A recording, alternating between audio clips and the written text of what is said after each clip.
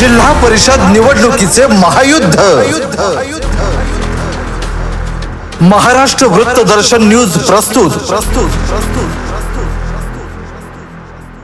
Maharashtra वृत्तदर्शन news प्रस्तुत जिल्हा परिषद निवडणुकीचे महायुद्ध या विशेष कार्यक्रमामध्ये मी राजेंद्र कांबळे आपणा सर्वांचं स्वागत करतो। या ठिकाणी एरंडोली जिल्हा परिषद या ठिकाणी मतदारसंघात आपण आहोत आणि या ठिकाणी भारतीय जनता पार्टीचा जानवी देवी मंदिरामध्ये प्रचार शुभारंभ झाला आहे। जयश्री तानाजी पाटील या जिल्हा परिषद गटातून या ठिकाणी भाजपच्या अधिकृत उमेदवार आहेत, तर मनीषा पाटील या एरंडोली पंचायत समितीसाठी अधिकृत उमेदवार आहेत। आपल्याला बोलण्यासाठी माजी पालकमंत्री आमदार डॉक्टर सुरेशभाऊ खाडे आहेत। साहेब, काय सांगाल या ठिकाणी कुठेतरी विकासाच्या मुद्द्यावर तुम्ही या ठिकाणी प्रत्येक निवडणुकीला सामोरे जात असतात, मात्र या ठिकाणी एरंडोलीमध्ये एक वेगळं चित्र पाहायला मिळते, काय सांगाल? नाही, वेगळं चित्र नाही आहे। विकास एरंडोलीचा पण झालेला आहे।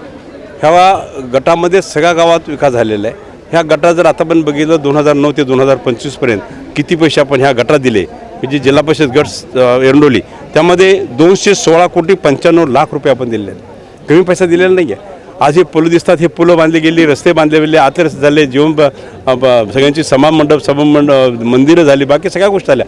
आरोग्य दृष्टिकोन आरोग्याचं झालं, प्रत्येक गावात आरोग्याच्या स्कीम झाल्या, आरोग्याचे दवाखाने तयार झाले। तर हे सगळं होत असताना खूप आनंद होतो।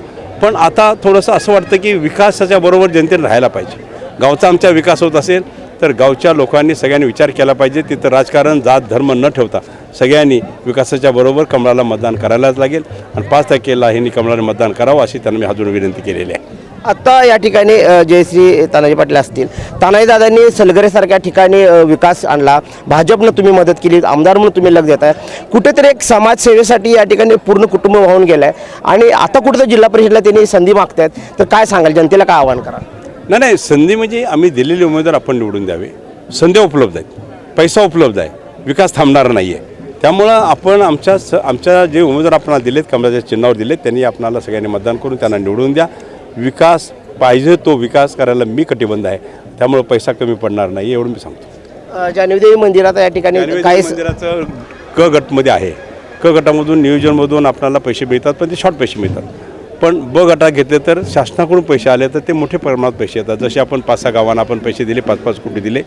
गावाची नावं मागायचं असेल तर मला खटाव म्हणा, सलगरे म्हणा, बेडक म्हणा, आरंग म्हणा, कोल्हापूर म्हणा आणि आपल्या इथलं शहरातलं आपल्या म्हटलं तर अंबाबाई मंदिर म्हणा, त्याला 5 कोटी दिले।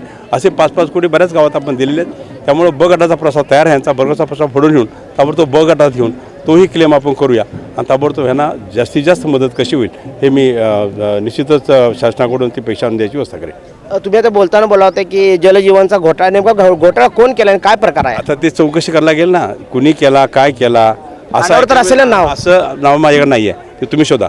आणि सगळ्यांच्या कार्यक्रमामध्ये की अजून पाणी लोकांना मिळालेलं नाही आहे। 3 कोटीची जलजीवन मशीनची मला वाटतं स्कीम आहे, इथं अजून हे पाणी पोचलेलं नाही आहे। तर ती चौकशी होईल, त्या चौकशीमध्ये कोणी असू दे, आमचा असू दे, तुमचा असू दे, जनतेला पाणी द्यायचं आहे। माता बहिणींना पाणी पाहिजे। आज कासांडे घेऊन कुठं जाणं करणं, पाणी आणणं, कुठून आणणं, वाट बघ बसणं, तर हे त्रास सहन करण्यासाठी नरेंद्र मोदी साहेबांनी आणि देवेंद्र भाऊंनी ही जलजीवन मशीन स्कीम चालू केली। माझ्या घरात, माता बहिणीच्या घरात नळ गेला पाहिजे ह्या दृष्टिकोनातून त्यांनी तो प्लॅन केला आणि तो जर ह्या गावातल्या काही विकृती लोकांनी जर ते काय प्रॉब्लेम करून थांबवलं असेल तर त्यावर निश्चित कारवाई होईल। वहिनी, तुम्ही काय सांगाल, या ठिकाणी पुन्हा एकदा निवडणुकीला सामोरे जात आहात, कशा प्रकारे लोकांचा रिस्पॉन्स आहे, कसा प्रतिसाद देत आहेत लोक? आदरणीय आमदार, कार्यसम्राट आमदार भाऊंच्या, सुरेश भाऊंच्या माध्यमातून असतील किंवा BJPच्या आपल्या भारतीय जनता पार्टीच्या पक्षाच्या माध्यमातून असेल, या पूर्ण मिरज तालुक्याचा किंबहुना पूर्ण आपल्या राज्याचा विकास झालेला आहे। पूर्ण आपली जर भौगोलिक परिस्थिती बघितली तर यापूर्वी 10 वर्षाच्या पूर्वीची जर भौगोलिक परिस्थिती बघितली आणि आत्ताची भौगोलिक परिस्थिती बघितली तर ह्यात जमीन आसमानाचा फरक आहे। एवढा बदल झालेला आहे आणि हा बदल हा केवळ भाऊंमुळे झालेला आहे, आपल्या भारतीय जनता पार्टीच्या मुळे झालेला आहे।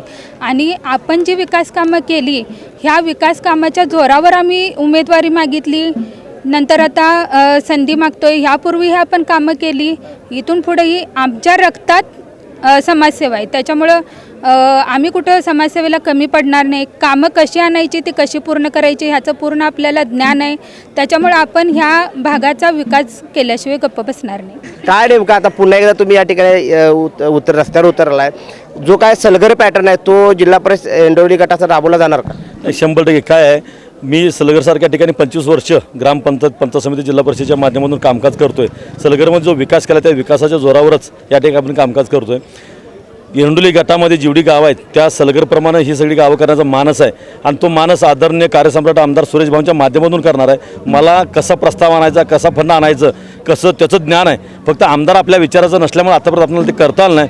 पण आता मात्र नक्की या ठिकाणी आदरणीय आदरणीय भाऊनी या ठिकाणी फार मोठी कामं या विभागात केलेली आहेत. मला तर असं वाटतं की एरंडोलीमध्ये सगळ्यात जास्त फंड या एरंडोली जिल्हा परिषद गटामध्ये जवळजवळ 47,49,38,000 रुपये एवढा मोठा फंड भाऊनी या ठिकाणी एरंडोली गावाला दिलेला आहे. त्यामुळं नक्कीच भविष्य काळामध्ये सुद्धा याच्यापेक्षा चांगलं काम भाऊंच्या माध्यमातून झाल्याशिवाय राहणार नाही. या ठिकाणी आपण पाहतोय की एरंडोली जिल्हा परिषद मतदारसंघामध्ये या ठिकाणी जयश्री तानाजी पाटील या जिल्हा परिषद एरंडोली गटातून भारतीय जनता पार्टीचे अधिकृत उमेदवार आहेत आणि मनीषा पाटील या एरंडोली पंचायत समिती गटाच्या या ठिकाणी भारतीय जनता पार्टीच्या अधिकृत उमेदवार आहेत. आपण या ठिकाणी जनसमुदाय पाहताय मोठे शक्ती प्रदर्शन करत या ठिकाणी मिरजेचे आमदार डॉक्टर सुरेशभाऊ खाडे यांच्या नेतृत्वाखाली आणि यांच्या हस्ते या ठिकाणी जान्हवी देवी मंदिराच्या परिसरामध्ये नारळ फोडून या ठिकाणी प्रचाराचा शुभारंभ करण्यात आला आहे. कॅमेरामन राहुल सोबत मी राजेंद्र कांबळे, महाराष्ट्र दूरदर्शन न्यूज,